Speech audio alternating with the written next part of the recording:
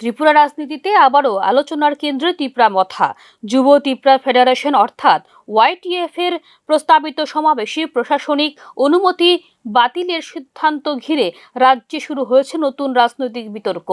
রাজ্য প্রশাসন যেখানে জননিরাপত্তা ও আন্তর্জাতিক ইভেন্টে হস্তক্ষেপের আশঙ্কাকে কারণ হিসেবে দেখাচ্ছে, সেখানে একে রাজনৈতিক সেন্সরশিপ এর ইঙ্গিত হিসেবে দেখছে মথা নেতৃত্ব।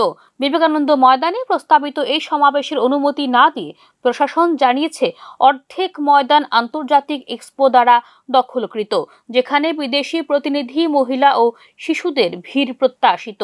এমন পরিস্থিতিতে রাজনৈতিক সমাবেশ নিরাপত্তার ঝুঁকি ও ট্রাফিক বিশৃঙ্খলা সৃষ্টি করতে পারে বলে সতর্ক করেছে সদর মহকুমা পুলিশ প্রশাসন। তবে এই সিদ্ধান্ত কি সত্যি জননিরাপত্তার কারণে, নাকি ত্রিপুরা মথার ক্রমবর্ধমান প্রেসার পলিটিক্স নিয়ন্ত্রণের কৌশল, তা নিয়ে প্রশ্ন রাজনৈতিক মহলের। সাম্প্রতিক 24 ঘন্টার ত্রিপুরা বন্ধে সহিংসতার ঘটনাগুলির পর থেকেই রাজ্যের প্রশাসনিক মহলে ত্রিপুরা মথাকে নিয়ে বাড়ছিল উদ্বেগ। ত্রিপুরা মথা ধীরে ধীরে রাজ্য রাজনীতিতে চাপ সৃষ্টির পথ বেছে নিয়েছে বলে অভিযোগ তুলেছে বিরোধী দলগুলিও। এ সিদ্ধান্ত ত্রিপুরা রাজনীতিতে এক নতুন টানাপোড়েনের ইঙ্গিত দিচ্ছে বলে অভিমত রাজনৈতিক বিশ্লেষকদের।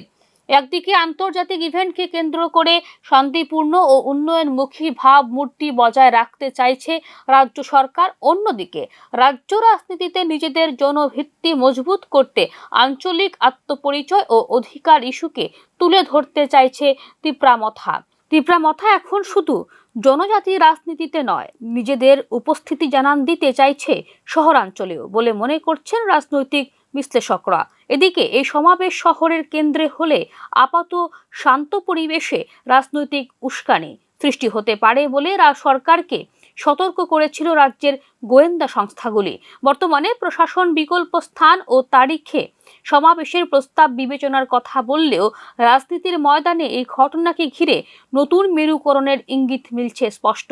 আসন্ন ত্রিপুরা ভিলেজ কমিটি এবং ত্রিপুরা উপজাতি স্বশাসিত জেলা পরিষদের নির্বাচনকে সামনে রেখে দুই শরিক অর্থাৎ বিজেপি এবং ত্রিপুরা মথার এই টানাপোড়েনের মাইলেজ কি নিতে পারবে বিরোধী রাজনৈতিক দলগুলি, তা নিয়েই জোর জল্পনা চলছে রাজনৈতিক বিশ্লেষক মহলে।